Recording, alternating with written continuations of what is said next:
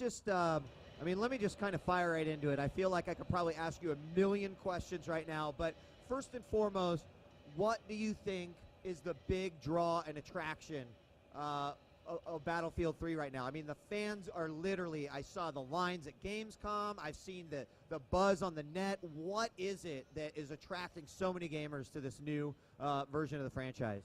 What makes Battlefield great, and obviously Battlefield 3 builds upon everything, is just that all-out warfare experience. It's the only game that delivers to you everything from and vehicles, all these different pieces in there, destruction, team play, so you can work with your team, you got your squad, you have all the different modes, badass single player, showing some co-op.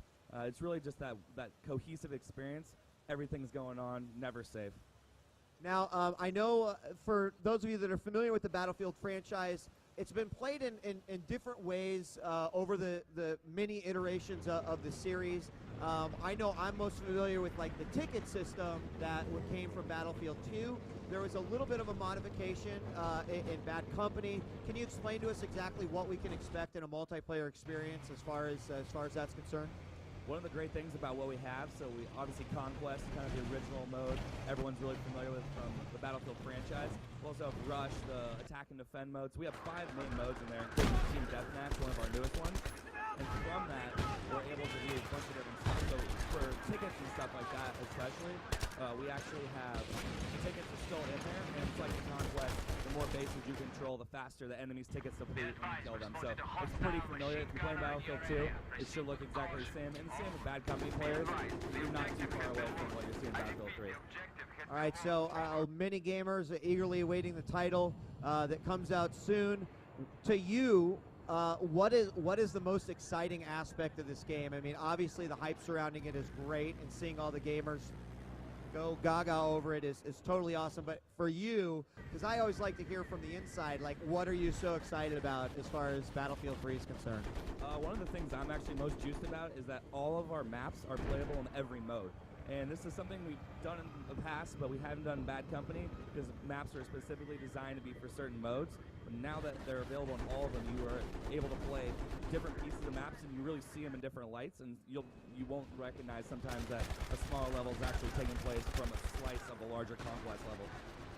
And that is definitely an awesome aspect to it. Now, talking a little bit about the levels, I'm sure, and in fact, we're showing some of the footage here for Battlefield 3 right now, but the ultra realism that people are experiencing, I've actually seen some people mistake the game for actual like combat footage that's going on.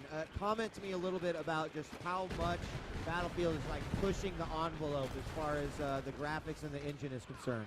It all starts with Frostbite 2, man. It is the most incredible piece of technology I've ever seen. Very, very, very fresh off the plate. A little difficult to work with, obviously, but we are producing an amazing game on this platform.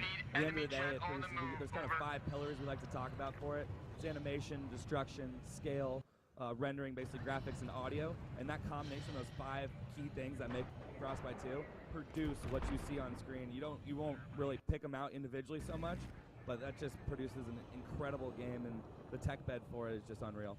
Now, you mentioned destruction, and of course that was something that was a big deal when Bad Company came out. The fact that if a guy's hiding in a building, well, let's just take out the building. So all Battlefield fans can expect to see the same level of destruction across the level?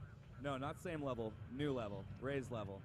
We kind of went both ways with it. We went micro destruction, so if someone's hiding behind like a box or something, you can chip away corner or cover, reveal their shoulder, their head, and take them out. But on the flip side, like the macro destruction, we now offer facade destruction. So if you shoot like an RPG at a wall, it's going to bring down the wall if it's up above you, and the rubble will actually kill people below you as well.